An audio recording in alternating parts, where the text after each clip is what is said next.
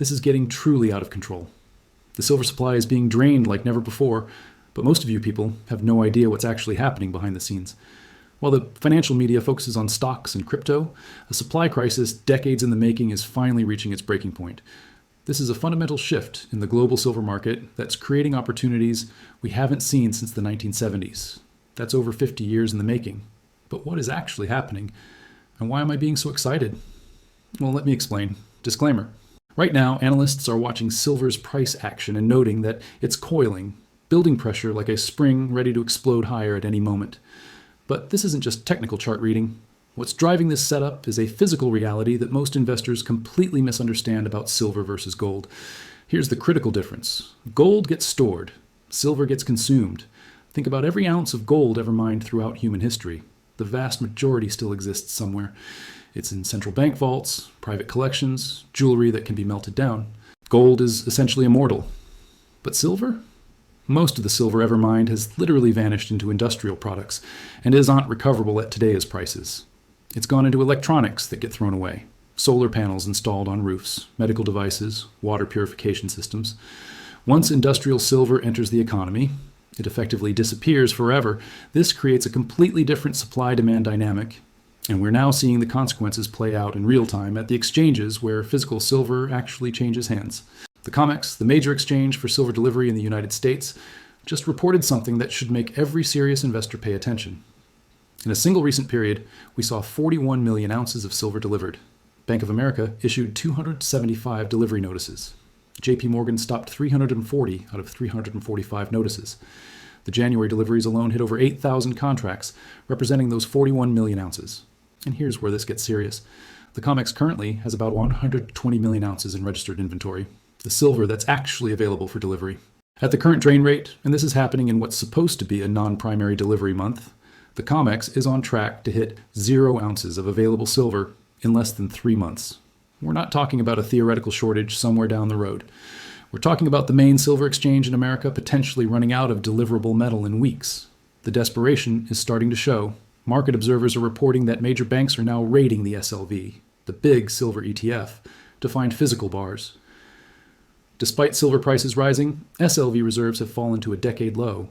Normally, when prices rise, ETF holdings rise too as investors pile in. But the opposite is happening. They're pulling silver out of the ETF because there's nowhere else to find it. The paper market is starting to disconnect from physical reality. And when that disconnect happens, prices don't just rise, they explode. We're already seeing this globally. In the United States, silver recently surged past $94 per ounce for the first time in history, up 31% in 2026 alone. But the real story is what happened in Shanghai. Silver hit over $105 per ounce on the Shanghai Futures Exchange, a new all-time record. The Chinese government, seeing this explosion, tried to intervene. They cut position limits from 7,000 lots down to 3,000 lots, trying to cool the market. It didn't work. Despite government restrictions specifically designed to halt the rally, silver kept exploding higher. When governments try to restrict markets and fail, that tells you something about the underlying force driving prices. You can't regulate away a physical shortage. The retail market is feeling this squeeze just as intensely. APMEX, one of America's largest online precious metals dealers, just implemented a $500 minimum order. Why? Because demand is so overwhelming, they literally can't process the volume of small orders anymore. They had to cut their order count by 50% just to keep operating. Most silver on their site now costs over $100 per ounce, including premiums. This is not a dealer trying to maximize profits. This is a dealer drowning in orders they can't fill fast enough. When you step back and look at what's happening, exchanges draining, ETFs being raided, dealers implementing minimums, governments trying to restrict trading and failing, you're watching a supply crisis unfold in real time. But here's what makes this so compelling for investors. The shortage isn't temporary, it's structural. Let me explain what I mean by that. Silver mining production peaked in 2015. It's been declining for 10 years straight. You'd think higher prices would bring more supply to market, but here's the problem. Silver is mostly a byproduct. About 70% of silver comes from mining operations focused on lead, zinc, and copper.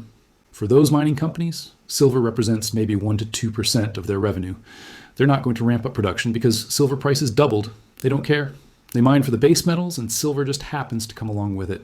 The mines themselves are also fundamentally different than they used to be. Most of the high-grade, easy-to-access silver deposits were found and exhausted over the last 200 years. The new mines being developed today are smaller, lower grade, and in remote locations that are difficult and expensive to operate. The easy silver is gone. What remains is harder to extract and costs more to produce. Meanwhile, on the demand side, something unprecedented is happening. Industrial demand for silver keeps accelerating across multiple sectors simultaneously. Electronics, electric vehicles, semiconductors, medical devices, 5G infrastructure, solar panels, water purification systems, all of these require silver because it's the best conductor of electricity for high-performance applications. And here's what makes this demand so powerful. For most of these applications, the amount of silver used is tiny relative to the overall product cost. A car uses about 1 ounce of silver. Do you think Ford cares if silver is $30 or $90 when they're building a $40,000 vehicle? They need that ounce of silver regardless. The production line doesn't stop because silver went up a few dollars. An electric vehicle uses 2 to 3 times more silver than a regular car, and global EV production is exploding. Solar panels are even more dramatic. Each panel contains silver that cannot be recovered. Once that panel goes on a roof, that silver is gone from the market forever.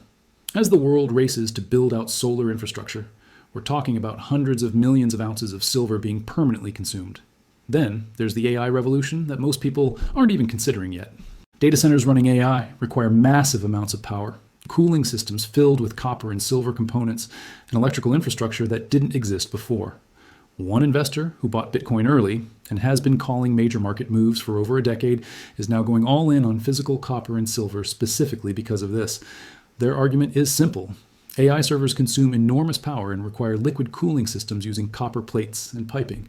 To upgrade the grid to handle AI's power requirements, we need millions of miles of new transmission lines.